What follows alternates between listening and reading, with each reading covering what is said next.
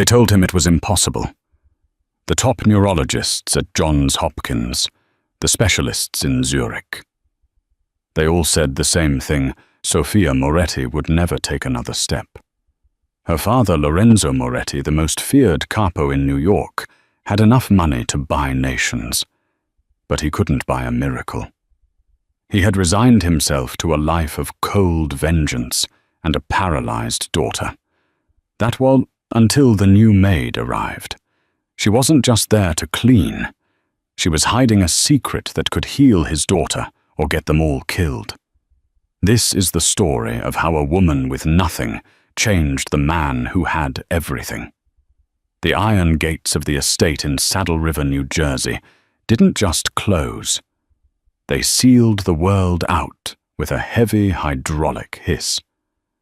Clara Holloway sat in the back of the blacked-out SUV, her hands folded tightly in her lap to stop them from trembling. The driver, a man with a neck thick as a tree stump and a scar running through his left eyebrow, hadn't spoken a word since picking her up at the train station. He didn't need to. The Glock 19, visibly printing against his tailored suit jacket, said enough. Clara wasn't Clara Holloway here. On the paperwork provided by the staffing agency, she was Clara Hayes, a woman with a clean background, a GED, and zero connections to the medical world. If these men knew who she really was, or rather what she used to be before the scandal at Mount Sinai Hospital destroyed her life, she wouldn't be getting a job. She'd be getting a shallow grave. "We're here," the driver grunted. The mansion was less of a home and more of a fortress. Victorian architecture, reinforced with bulletproof glass and surveillance cameras that pivoted like predatory birds. This was the home of Lorenzo Enzo Moretti. The press called him a logistics consultant. The FBI called him the head of the Moretti crime family. Clara was ushered through the service entrance, past a security checkpoint that rivaled the TSA, and into a library that smelled of old leather and stale cigar smoke. "Mr. Moretti will see you now." Lorenzo Moretti was standing by the window, his back to her. He was taller than she expected, wearing a charcoal three-piece suit that cost more than her father's house. When he turned, the air in the room seemed to drop 10 degrees.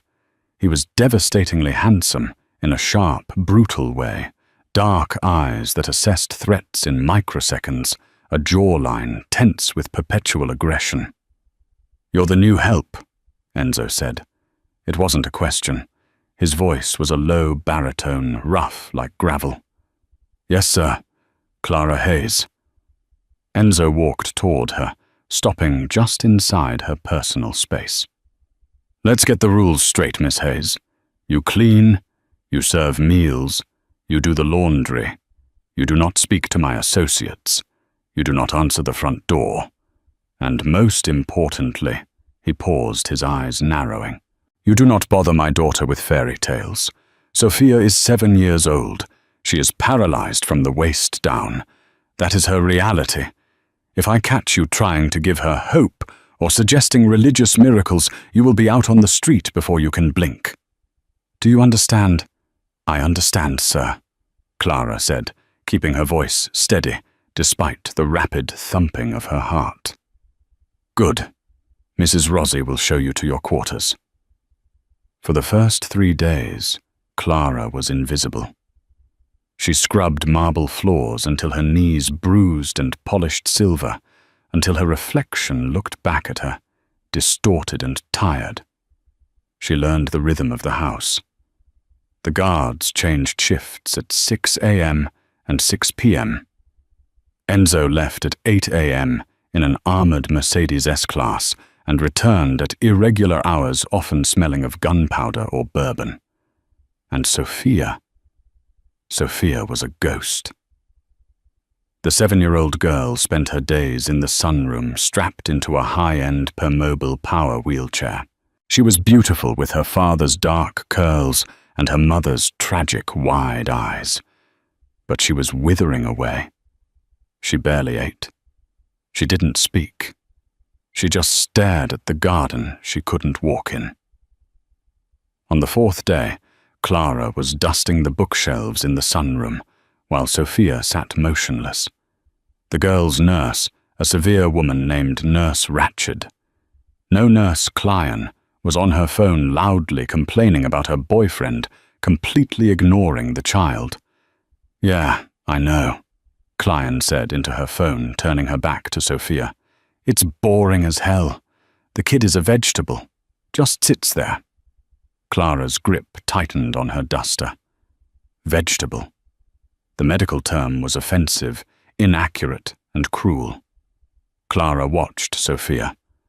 The girl's hand was resting on the armrest of the chair.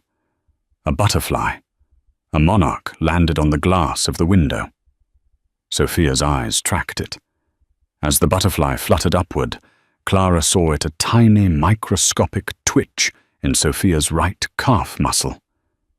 It was faint. To a layperson, it was nothing. But Clara wasn't a layperson. Before she was a maid, she was Dr. Clara Halloway, a rising star in pediatric neurorehabilitation. She had spent 10 years studying the plasticity of the spinal cord. That twitch wasn't a spasm. It was intention. The nerve pathways weren't dead. They were dormant. Clara froze. The doctors had declared it a complete T10 spinal severance, irreversible. But a complete severance didn't twitch in reaction to visual stimuli. This was a misdiagnosis. Or worse, negligence. Nurse Clien hung up the phone and sighed. "All right, Sophia. Time for your meds."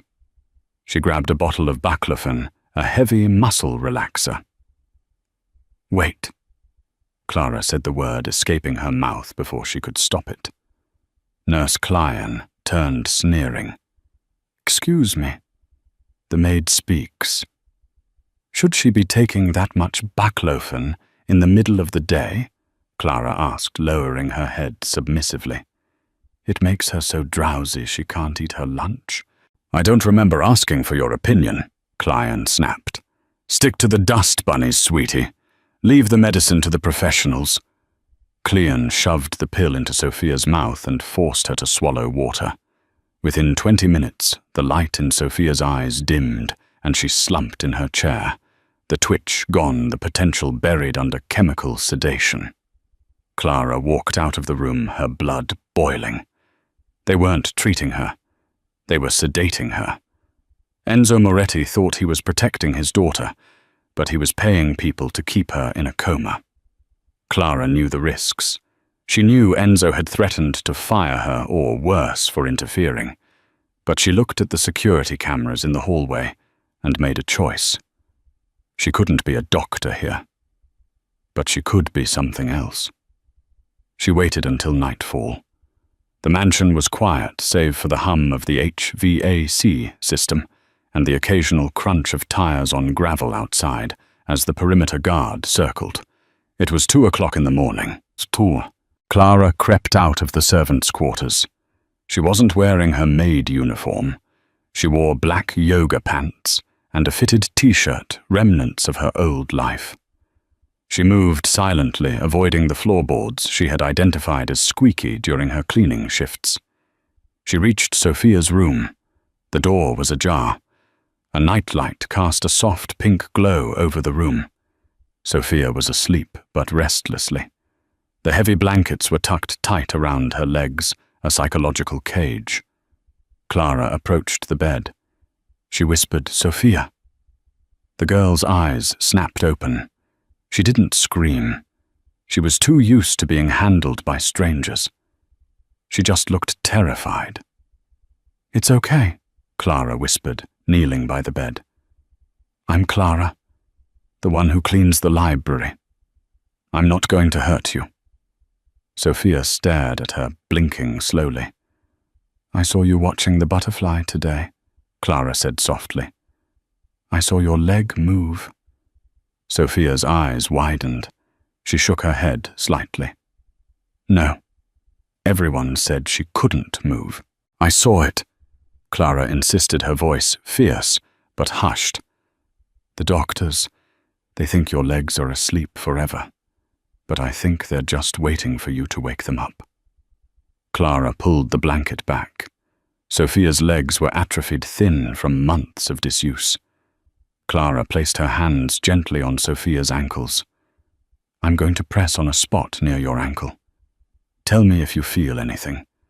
Not pain, just pressure. Clara found the posterior tibial nerve. She applied specific targeted pressure, a technique she had published a paper on 3 years ago. Sophia gasped. You felt that? Clara asked. Sophia nodded, tears welling in her eyes. It tingled. Clara's heart soared. Sensation. The cord wasn't severed. It was likely compressed, or the initial swelling had gone down, and the nerves were trying to reconnect.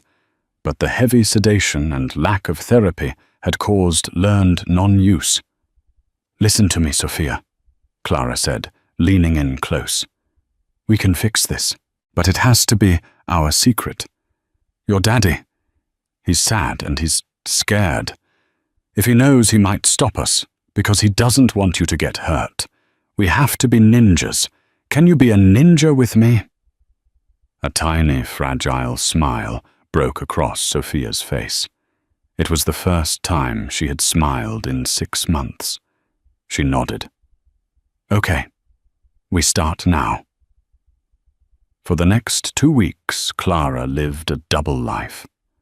By day, she was the submissive maid, keeping her head down, taking verbal abuse from Nurse Clyan and avoiding Enzo's piercing gaze.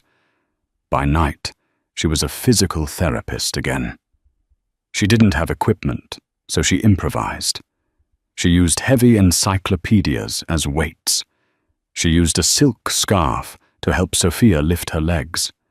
She massaged the atrophied muscles to stimulate blood flow, flushing out the sedatives that Nurse Clyan pumped into her during the day. The progress was slow, agonizingly so, but it was real. On the 10th night, Sophia moved her right big toe on command.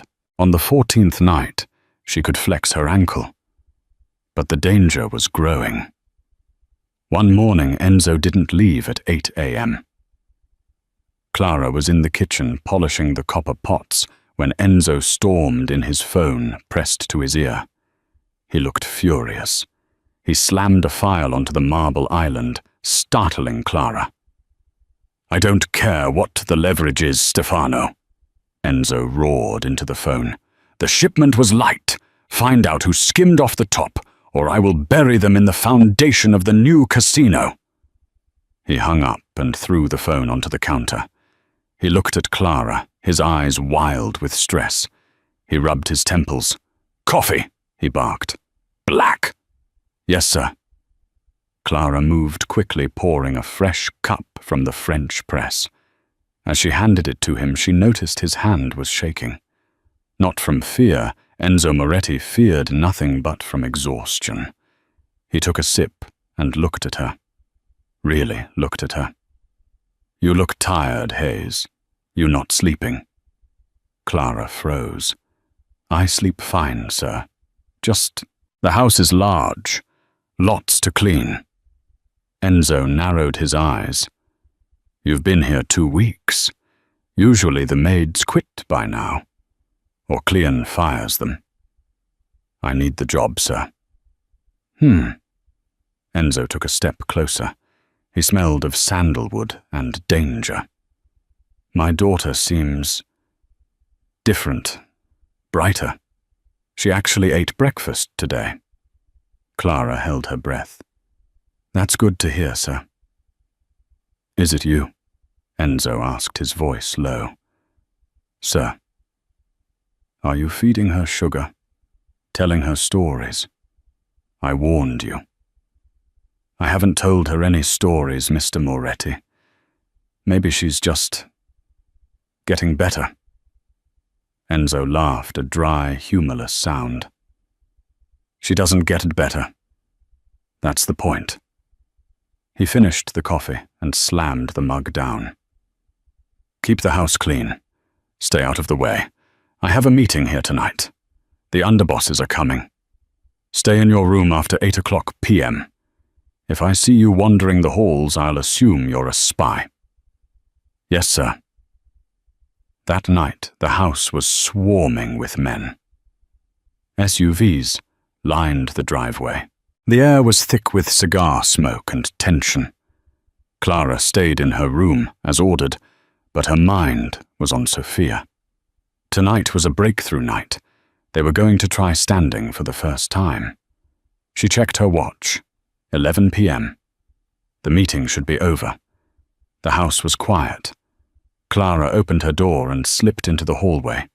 She moved toward the staircase. Below in the foyer, the lights were dim. She thought everyone had left. She reached Sophia's room and slipped inside. Sophia was awake, eyes shining in the dark. "Ready," Sophia whispered. "Ready." Clara helped Sophia sit up. She slid Sophia's feet to the floor. "Okay. Hold my hands. On 3. 1, 2, 3. Sophia strained. Her little legs shook violently. Sweat popped out on her forehead. Clara took 80% of the weight, then 70%. "Push, Sophia. Push through the heels," Clara whispered urgently. Sophia gritted her teeth. She stood. Her knees were locked, shaking, but she was upright. I'm doing it. Sophia squeaked. "You are. You're amazing." Suddenly, the door handle turned. Clara gasped and shoved Sophia back onto the bed, throwing the covers over her just as the door swung open. The hallway light flooded the room. A silhouette stood in the doorway. It wasn't a nurse. It wasn't a guard. It was Enzo, and he was holding a gun. "Get away from my daughter," he snarled, raising the weapon. Clara threw her hands up, placing her body between the gun and the child. "Mr. Moretti, please, it's not what you think." "I told you," Enzo said, his voice shaking with rage. He stepped into the room. The silencer pointed directly at Clara's chest. "I told you what happens to people who disobey me. Who sent you the Russos?" "The FBI. No one, I'm helping her." "Liar," Enzo cocked the hammer. "You're hurting her.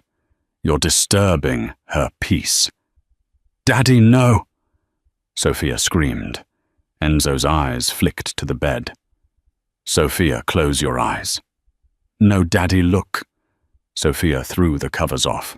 Before Clara could stop her, Sophia swung her legs over the side of the bed. "Sophia, don't," Clara cried. She wasn't strong enough yet to do it alone. But adrenaline is a powerful drug. Sophia planted her feet on the hardwood floor. She grabbed the nightstand for balance. Her legs wobbled, knees knocking together. Enzo froze. The gun lowered slightly, his mouth parting in shock. Sophia gritted her teeth, looked her father in the eye, and pushed. She rose. She stood there unsupported for 3 seconds, swaying like a sapling in a storm. I can walk, Daddy," she whispered. Then her knees buckled. Clara lunged forward and caught her before she hit the floor, cradling the child in her arms. Silence. Absolute, suffocating silence. Enzo dropped the gun. It hit the floor with a heavy thud. He fell to his knees, crawling across the room until he was right in front of them. He reached out a shaking hand, touching Sophia's leg, then her face. "Sophia." He choked out, tears streaming down his face, the first tears he had shed since his wife died. He looked up at Clara. The rage was gone, replaced by a confusion so deep it looked like pain. "Who are you?" Clara held Sophia tight, looking back at the most dangerous man in New York. "My name isn't Clara Hayes," she said softly. "And we need to talk." The silence in the bedroom was broken only by the heavy, shuddering breaths of Lorenzo Moretti. He was still on his knees staring at his daughter's legs as if they were holy relics. "Get up," Enzo said finally. His voice was devoid of emotion, terrifyingly flat. He stood up, wiping his face with the back of his hand, instantly composing himself back into the cold, untouchable dawn. He pointed the gun at the floor, but he didn't put it away. "Sophia, go to sleep. We will talk in the morning." "But Daddy—" "Sleep. Now!" He turned to Clara. "Library. Move!" Clara followed him. Her legs felt like lead. She knew she had just saved his daughter. But she also knew men like Enzo didn't like surprises, and they didn't like liars. In the library, Enzo poured 2 fingers of amber liquid into a crystal glass. He didn't offer her any. He sat behind his massive mahogany desk, placing the gun atop a stack of files. "Start talking," he said.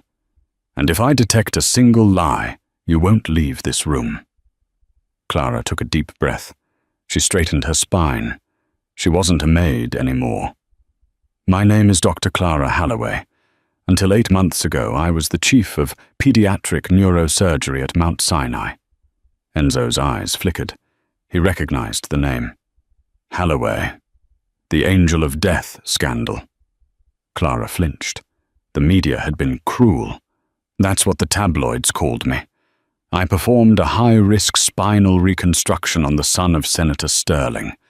The surgery was a success. But 2 days later, the boy died of an embolism. The toxicology report showed a lethal dose of heparin in his system. "You overdosed a senator's son?" Enzo asked, raising an eyebrow. "I didn't," Clara said, her voice shaking with suppressed rage. "I prescribed the correct dosage. Someone changed the charts. Someone swapped the IV bags. I tried to prove it, but the hospital needed a scapegoat to avoid a lawsuit from the senator. They fired me. They stripped my license.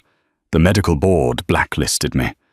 I lost my home, my savings, my reputation. No one would hire me. So, I became Clara Hayes." Enzo studied her. He was a human lie detector, a man who survived by reading micro-expressions. He saw the pain in her eyes, but more importantly, he saw the conviction. "Why are you here?" he asked. "Why my house?" "I needed a job where no one would look for Dr. Holloway. And when I saw Sophia, when I saw her chart..." Clara stepped forward, her fear replaced by professional indignation. "Mr. Moretti, your daughter's spinal cord was not severed. It was bruised. She suffered from spinal shock, followed by severe atrophy. But the doctor you hired, Dr. Ahris, and that nurse, Klein, what about them?" Enzo's voice dropped an octave. "They have been keeping her sedated. The baclofen dosage was 3 times the recommended limit for a child her weight. They weren't treating her. They were keeping her quiet so they could collect a paycheck without doing any work. It is medical malpractice, and frankly it borders on torture." Enzo went very still. The temperature in the room seemed to plummet. He picked up his phone. He dialed a number. "Luca," Enzo said into the phone. "Bring Nurse Klein to the basement. Do not let her leave the property. And find Dr. Ahris. I don't care if he's in the Hamptons. Bring him to me." He hung up. He looked at Clara. "You say you can make her walk." "I can't promise a marathon," Clara said honestly. But she stood up tonight, with aggressive physical therapy, hydrotherapy, and the removal of those sedatives. Yes, she can walk. Enzo stood up. He walked around the desk and stopped in front of her. For the first time, he didn't look at her like a servant. He looked at her like an asset. "You are no longer the maid," Enzo declared. "You are Sophia's private physician. You will have whatever equipment you need. You will have a budget. You will move into the guest suite next to Sophia's room." "Thank you, Mr. Moretti." "Don't thank me yet," Enzo said, his eyes dark.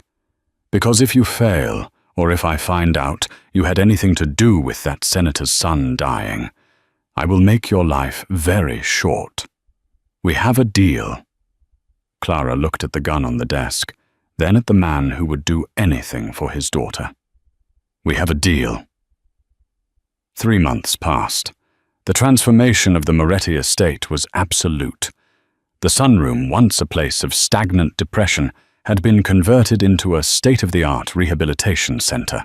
Parallel bars, resistance bands, and a heated hydrotherapy pool had been installed. Sophia Moretti was a fighter. Freed from the chemical fog of the sedatives, her personality exploded. She was sassy, brilliant, and stubborn, just like her father. "Come on! Sophia, pick up the knees!" Clara shouted, clapping her hands. Sophia was in the parallel bars, sweat dripping down her nose. She wore custom-made leg braces. "I hate this," she grunted. "I know you hate it. Do it anyway." Sophia groaned, but she took another step, then another.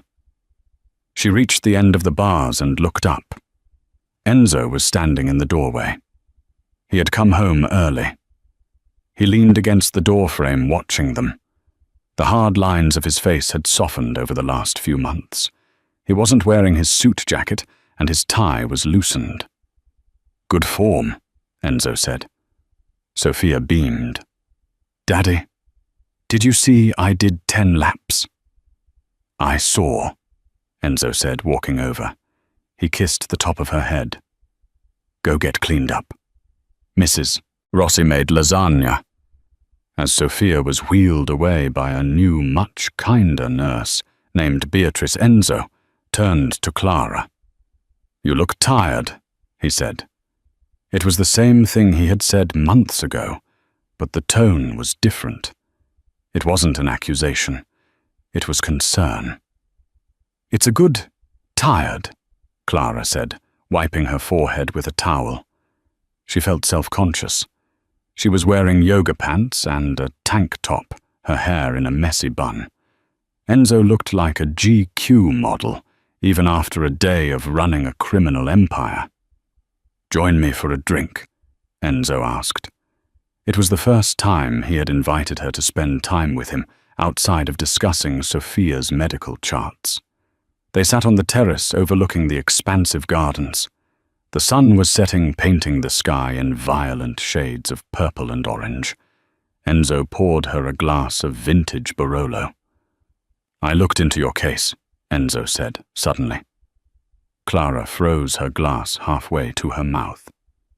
"My case. Senator Sterling's son.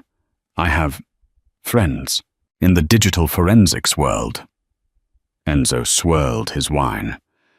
"They found the deleted logs from the hospital server. The orders to change the medication didn't come from your terminal. They came from the hospital administrator's override code." Clara felt the tears prick her eyes. "I knew it, but I couldn't prove it." "You couldn't. I could." Enzo took a sip. The administrator had a sudden gambling debt paid off 2 days after the boy died, paid by a shell company linked to Senator Sterling's political rival. It was a hit. The boy was collateral damage to ruin the senator's re-election. You were just the fall guy. Clara stared at him. The weight that had been crushing her chest for a year suddenly lifted, leaving her light-headed. "You found proof." "I have the logs on a drive," Enzo said calmly. "I sent a copy to the FBI anonymously this morning. By tomorrow, your name will be cleared. You can go back to being Dr. Halloway. You can work at any hospital in the world, Ghoul. Clara looked at him. This man, a criminal, a killer, had done more for her justice in 3 months than the legal system had done in a year. Why? She whispered. Enzo looked at her, his dark eyes locked onto hers. The air between them crackled with an unspoken tension that had been building for weeks. Because you gave me my daughter back, and the Morettis always pay their debts. He leaned in closer. Clara's heart hammered against her ribs. He was close enough that she could smell the expensive scotch and the danger radiating off him. So, Enzo said, his voice low, now that you're free, will you leave? Clara looked at his lips, then his eyes. She thought of the sterile white halls of Mount Sinai. She thought of the lonely apartment she used to live in. Then she thought of Sophia's laugh and the way Enzo looked at her right now. I haven't finished the job, Clara whispered. She's not walking unassisted yet. Enzo smiled. It was a genuine, devastating smile. He reached out and tucked a loose strand of hair behind her ear. His fingers lingered on her jaw. Good. He leaned in. Clara didn't pull away. Their lips were inches apart. Boom! The explosion shattered the evening. The front gates of the estate erupted in a fireball of twisted metal and concrete. The ground shook. Car alarms began to wail instantly. Enzo was moving before Clara even registered the sound. He tackled her, throwing them both to the stone floor of the terrace, shielding her body with his. Stay down, he roared. Gunfire erupted from the tree line surrounding the estate. Automatic weapons. Enzo pulled his handgun from his waistband. He was never without it. He crawled toward the edge of the terrace, firing blindly into the darkness to provide cover. Sophia! Clara screamed, scrambling to get up. She's in the house!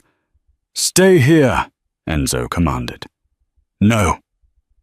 Clara scrambled to her feet, adrenaline flooding her system. She ran toward the French doors, leading back into the house. The hallway was chaos.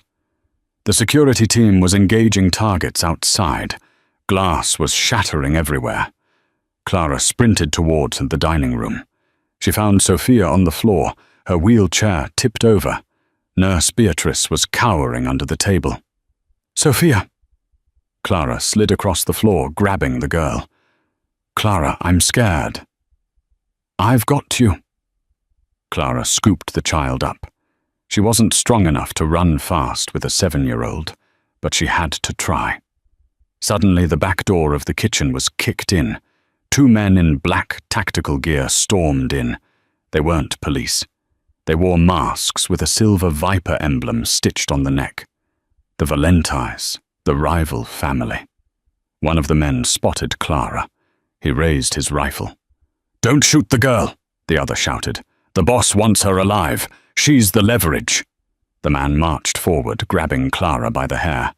She screamed, lashing out, clawing at his face. She managed to rip his mask slightly, revealing a scar on his chin. Let her go. Enzo appeared in the doorway of the kitchen, his suit covered in dust, his gun raised. But he was too late. The second gunman had a pistol pressed to Sophia's head. Drop it, Moretti, the gunman shouted. Drop it, or the miracle child dies. Enzo froze. His eyes were wide, filled with a terror Clara had never seen. Slowly, he lowered his gun. He placed it on the floor. Let them go, Enzo said, his voice shaking. Take me. I'm the one you want. The gunman laughed. No, Enzo. You took our shipment. You humiliated the Valentis. We don't want you dead. We want you to suffer. The man holding Clara pistol-whipped her. The world exploded in white light, and she crumpled to the floor, semi-conscious. Through her blurring vision, she saw them dragging Sophia away. She heard Sophia screaming, "Daddy, Clara! No!" Enzo lunged forward, but the gunman shot him. Enzo fell back, clutching his shoulder blood, spurting through his fingers. The men dragged Sophia out the back door into the night. Clara lay on the cold tiles, her vision fading to black. The last thing she saw was Enzo, the invincible Mafia Don, crawling across the floor toward the door, leaving a trail of blood reaching out for the daughter he had just lost again. The silence that followed the raid was heavier than the gunfire. The kitchen looked like a slaughterhouse, shattered porcelain bullet holes in the custom cabinetry, and blood, too much blood, smearing the pristine white marble. Clara gasped, pulling herself up from the cold floor. Her head throbbed where the pistol had struck her, a warm trickle of blood running down her temple. "Enzo," she croaked. Enzo Moretti was propped up against the refrigerator, his face the color of ash. His left hand was clamped tight over his right shoulder blood, seeping through his fingers in a steady, dark rhythm. "Go!" Enzo wheezed, his teeth gritted in agony. Call the capos. Tell them. Code red." Clara didn't call anyone. She scrambled over to him, her medical training overriding her terror. She peeled his hand away. The bullet had passed through the deltoid, missing the bone, but nicking the artery. It was a through and through, but he was losing blood fast. "We need an ambulance," Clara said, pressing her palm against the wound. "No hospitals," Enzo snarled, grabbing her wrist with surprising strength. "Police. Questions. Child Services takes Sophia. No. You'll bleed out. Then fix it." Enzo stared at her, his eyes burning with a feverish intensity. "You're a surgeon. Fix me, then we get her back." Clara looked at the wound, then at the man. He was right. If they went public, the Valentis would kill Sophia to eliminate the witness. They were on their own. "I need your med kit from the gym," Clara ordered, her voice hardening. "And vodka. And a sewing kit." 10 minutes later, Enzo Moretti lay on his own kitchen island, while Clara Holloway performed field surgery without anesthesia. She poured the high-proof vodka over the wound to sterilize it. Enzo didn't scream. He just bit down on a leather belt until his jaw popped. Clara's hands, usually steady for delicate spinal work, were slick with sweat. She used a pair of sterilized tweezers to remove debris, then threaded a needle. "Talk to me," Clara said, piercing his skin. "Keep yourself conscious." Enzo hissed through his teeth. The alarm didn't go off. The perimeter sensors were dead. "What does that mean?" Clara tied off the first suture. "It means someone turned them off. Someone inside." "Who has access?" "Only 3 people. Me, you." Enzo's eyes fluttered, then focused. "And Luca." Clara froze. Luca, the head of security. The man who had driven her to the house on her first day. The man who had smiled at Sophia just yesterday. "Luca was guarding the back gate," Clara whispered. "That's where they came in." "He sold us," Enzo spat. 10 years. He sold my daughter for cash." Clara finished the last stitch. She bandaged the wound tightly with compression tape. "You've lost a liter of blood. You need fluids. You can't fight." Enzo sat up, swaying dangerously. He grabbed the counter to steady himself. "I don't need blood. I need a gun." He stumbled toward the hidden panel in the pantry, punching in a code. The wall slid open to reveal an armory that would make a SWAT team jealous.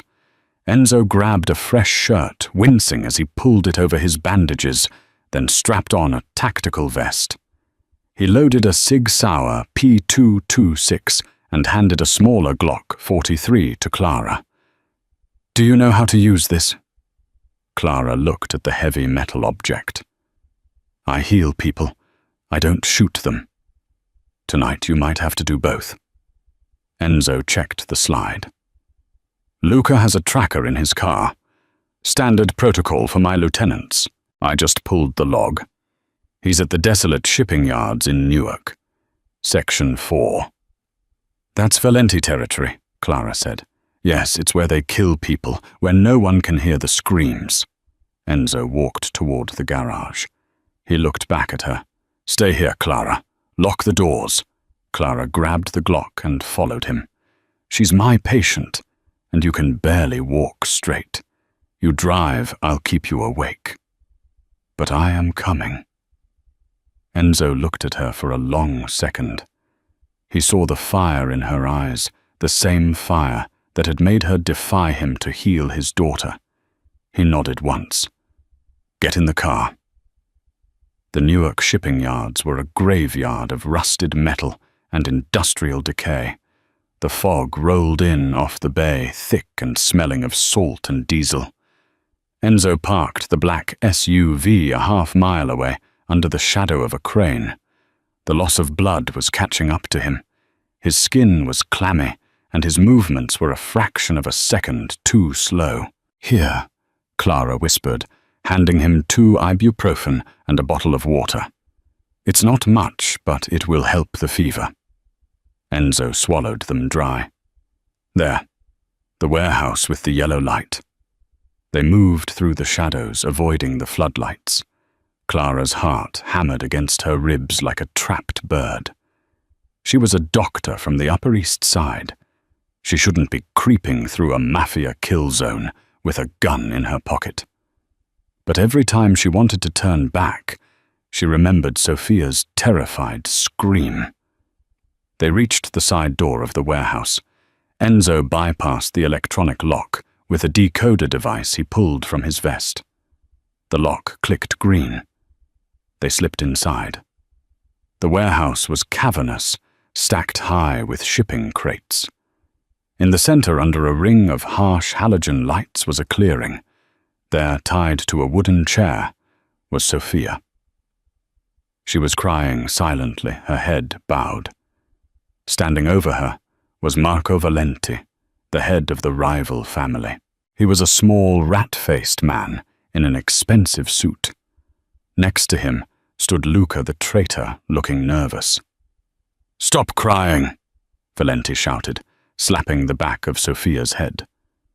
Clara lunged forward, but Enzo's arm shot out, pinning her to the wall. "Wait," he mouthed. "When is he coming?" Valenti asked Luca. "You said he'd come for the girl." "He's bleeding out, boss," Luca said, checking his watch. "I saw the hit. Shoulder shot, arterial spray. He's probably dead in his kitchen by now." "If he's dead, the girl is useless," Valenti sneered. "We kill her, send the body to the commission and claim the Moretti territory." "No," Sophia sobbed. "My daddy isn't dead. He's going to get you." "Your daddy is worm food, little girl." Valenti pulled a revolver from his jacket. He pointed it at Sophia. Enzo didn't wait. He stepped out from behind the crates 20 yards away. His aim was steady, despite the blood loss. "Valenti!" Enzo roared. Marco Valenti spun around. Bang! Bang! Enzo fired 2 shots. One took a guard on the catwalk down. The other shattered the light fixture above Valenti, plunging the center of the room into semi-darkness. "Kill him!" Valenti screamed, diving behind a crate. Chaos erupted. Bullets tore through the air, chipping the concrete floor. "Clara, get to Sophia!" Enzo shouted, laying down suppression fire. "I'll draw them off." Enzo broke cover, running to the left, firing his Sig Sauer with deadly precision. He was a force of nature, running on pure adrenaline and rage. He took a bullet to the tactical vest, grunted, but kept moving, drawing the 3 remaining guards away from the center. Clara sprinted towards Sophia. "Clara!" Sophia shrieked. Clara reached to the chair. She holstered her gun and frantically worked on the ropes. "I've got you, baby. I've got you." "Look out!" Sophia screamed. Clara turned. Luca was there. The traitorous bodyguard lunged at Clara, tackling her to the concrete. He was twice her size. He pinned her down, his hands closing around her throat. "You should have stayed cleaning toilets, Doc," Luca snarled, squeezing. Clara clawed at his face, gasping for air. Black spots danced in her vision. She couldn't breathe. She reached for her belt, but the gun had skittered away. "Clara!" Sophia cried, struggling against her loosened ropes. Clara's hand scrabbled on the floor. Her fingers brushed against something sharp, a shard of the shattered light bulb. She gripped it. With her last ounce of strength, she swung her arm in a tight arc and drove the glass shard into the side of Luca's neck. Luca gasped, his eyes bulging. He let go of her throat, clutching his neck as blood spurted between his fingers. He collapsed sideways, gurgling. Clara rolled over, coughing violently, inhaling sweet, dusty air. She scrambled up, grabbed a knife from Luca's belt, and slashed Sophia's ropes. "Run!" Clara rasped, grabbing Sophia's hand. "Run to the exit, not without Daddy." Across the warehouse, the gunfire had stopped. Clara froze. "Enzo." Silence. Then a laugh. It was Valenti. "Come out, Dr. Hayes," Valenti shouted. "Or should I say Dr. Halloway? I did my research, too." Clara stepped out from behind the crates, pulling Sophia behind her. In the center of the room, Enzo was on his knees. He had run out of ammo. 2 guards had their rifles trained on him. Valenti stood over him, pressing the barrel of his revolver against Enzo's forehead. Enzo looked bad. His bandages had soaked through. He was pale, sweating profusely. He looked at Clara and shook his head slightly. "Don't come out. Let him go." Clara said, her voice shaking but loud. She raised the Glock she had recovered from the floor. Her hands were trembling. "Drop the gun, sweetheart," Valenti smiled. "Or I paint the floor with his brains." Clara hesitated. "Do it." Valenti cocked the hammer. Clara slowly lowered the gun. She kicked it away. "Good," Valenti sneered. "Now bring the girl here. We're going to have a little family reunion before I end the Moretti line for good." Clara walked forward, Sophia clutching her hand. She looked at Enzo. He looked defeated, his eyes full of apology. "I failed you," his eyes said. But Clara wasn't looking at his eyes. She was looking at his hand. It was resting on his thigh, inches away from a hidden boot knife she knew he carried. She needed a distraction. She needed 1 second of confusion. Clara looked at Valenti. "Wait, you don't want to kill him yet?" "Oh." Valenti raised an eyebrow. "Why not?" "Because," Clara said, her mind racing, "he doesn't have the codes to the offshore accounts. I do." Valenti paused. Greed flickered in his eyes. I'm the one who handles the medical trusts," Clara lied, stepping closer. $50 million in bearer bonds, in a Swiss account. If you kill him, the biometric lock seals it forever. But I know the bypass. It was complete gibberish. But greed makes men stupid. Is that true? Valenti looked down at Enzo. Enzo didn't hesitate. He played along. "Don't tell him, Clara," he shouted, feigning panic. Valenti laughed. Well, looks like the Maid is the golden goose." He turned his gun slightly away from Enzo's head, pointing it toward Clara. "Tell me the code." "Come closer," Clara whispered. Valenti took a step toward her.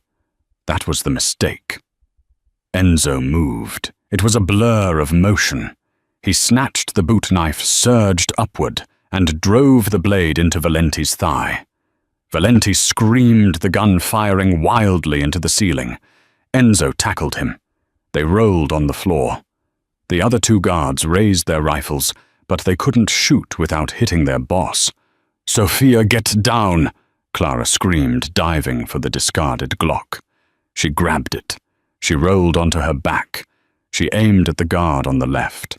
She remembered her anatomy classes: thoracic cavity, center mass. She pulled the trigger. The gun kicked hard. The guard dropped.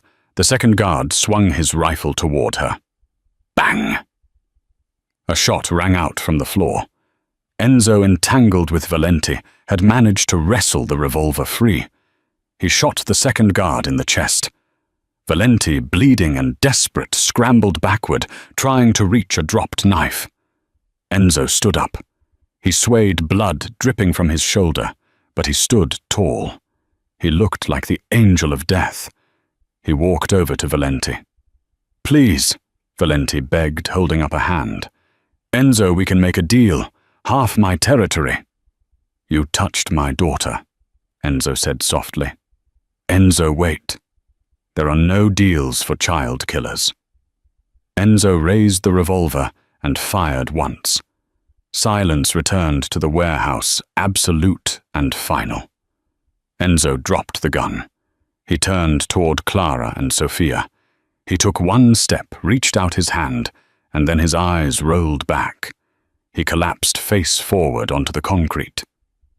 "Daddy!" Sophia screamed. Clara was there in a second, turning him over. He wasn't breathing. His pulse was thready, almost non-existent. The exertion had torn his artery completely open. "No, no, no," Clara sobbed, ripping her shirt to make a compress. "Enzo, stay with me. You don't get to die now, not after all this," she began.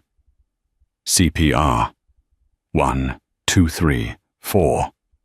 "Come on!" she screamed, pounding on his chest. Sophia knelt beside her, holding her father's hand, tears streaming down her face. "Daddy, please wake up. I can walk, Daddy, I can walk. Please watch me walk." Clara pumped his chest. "Come on, Enzo." But he didn't move. The helicopter ride was a blur of noise and flashing lights. Clara wasn't just a passenger, she was the lifeline.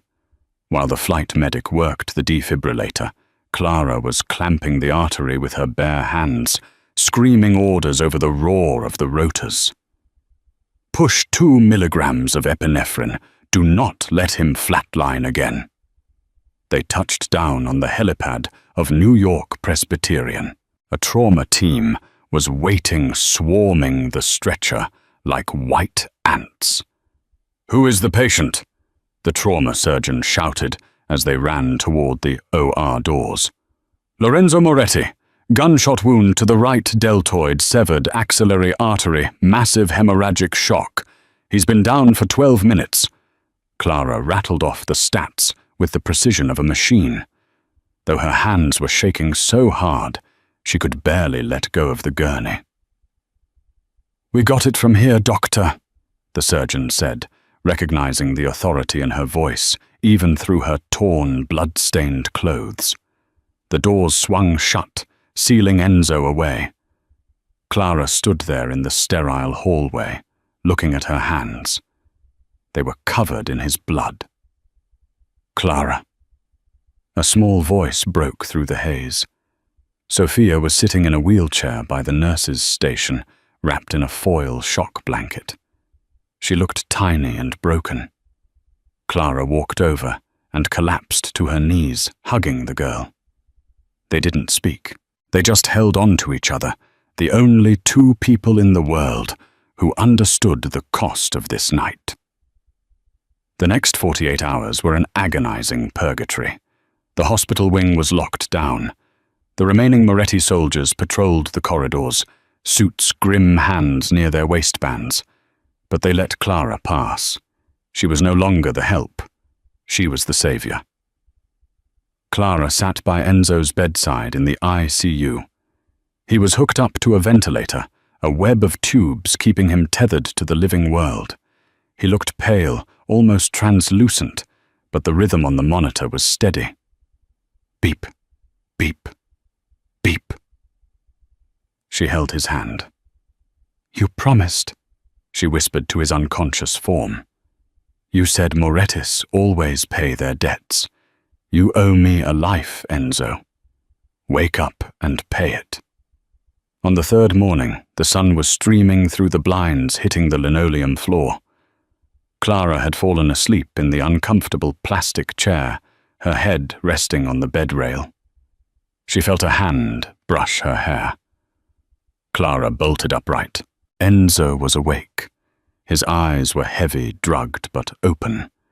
He was looking at her with an expression of pure exhaustion and something else, something softer. "You?" Enzo rasped his throat dry from the intubation tube that had just been removed. "You talk in your sleep."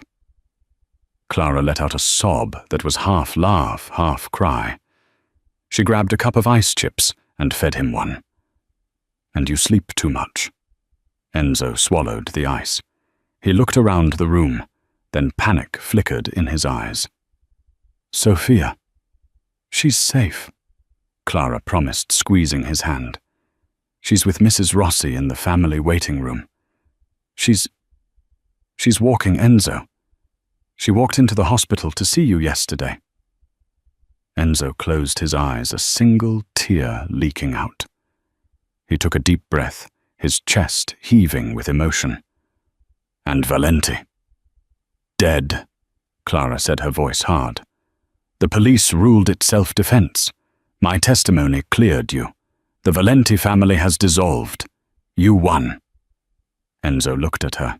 He squeezed her hand, his grip weak but determined. "I didn't win. We won." He pulled her closer. Clara leaned in, resting her forehead against his. "I know who you are now, Clara," Enzo whispered. "Not Dr. Hayes, not just Dr. Halloway. You are the woman who saved my soul." "I was just doing my job," she whispered back. "No," Enzo said. He turned his head and kissed the palm of her hand. "You were doing what a mother would do." The word hung in the air, heavy and sweet. 1 year later. The garden of the Saddle River estate was in full bloom. It was no longer a fortress. The high walls remained, but the gates were open. Music floated through the air, a string quartet playing Vivaldi. Tables were set with white linens and crystal. The elite of New York were there, but not just the underworld figures.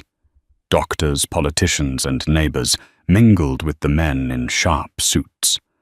Clara stood on the terrace, smoothing the skirt of her silk dress. It was ivory simple, but elegant. She wore a necklace of sapphires, Enzo's gift. Nervous? Enzo stepped up behind her, wrapping his arms around her waist. He wore a tuxedo that fit perfectly, his shoulder fully healed, though a scar remained a reminder of the night everything changed. "A little," Clara admitted, leaning back into him. "It's a big day." "It's just a party," Enzo teased, kissing her neck. "It's not just a party. It's the opening of the foundation." They looked out at the lawn. A banner hung between 2 oak trees, the Sophia Moretti Foundation for Pediatric Spinal Recovery. And there in the center of the lawn was the miracle. Sophia, now 8 years old, was running. She wasn't fast, and she wore lightweight carbon fiber braces on her lower legs. But she was running. She was chasing a golden retriever puppy, laughing her dark curls, bouncing in the sunlight. There was no wheelchair in sight. She tripped on the grass and fell.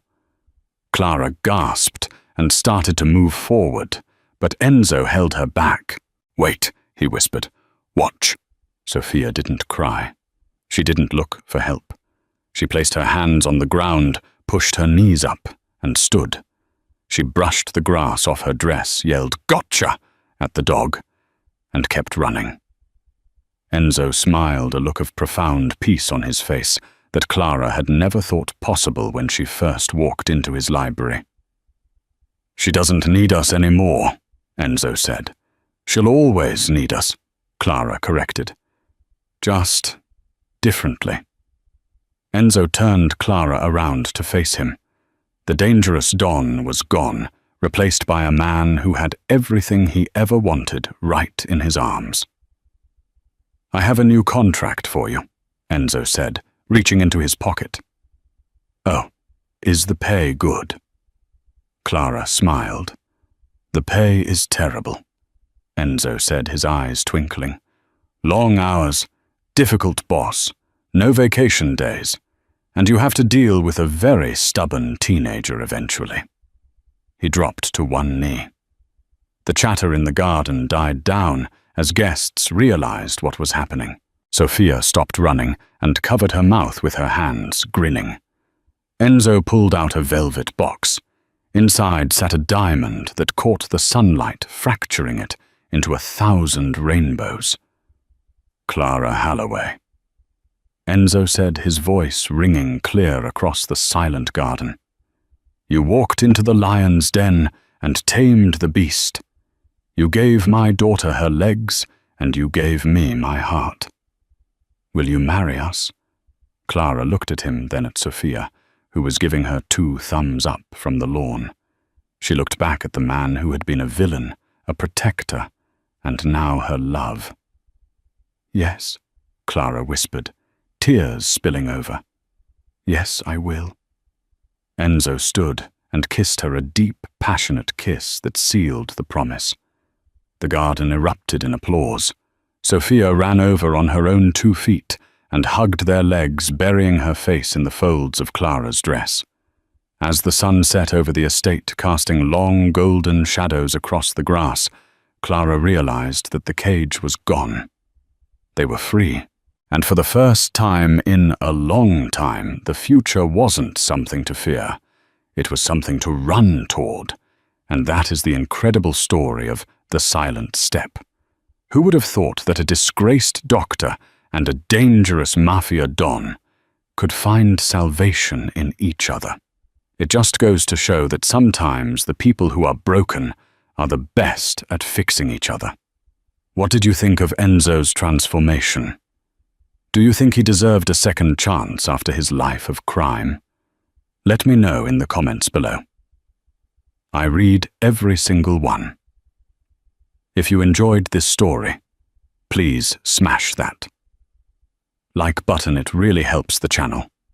And if you want more dramatic romances and twisted thrillers, hit subscribe and ring the bell so you never miss a story. Thanks for watching, and I'll see you in the next video.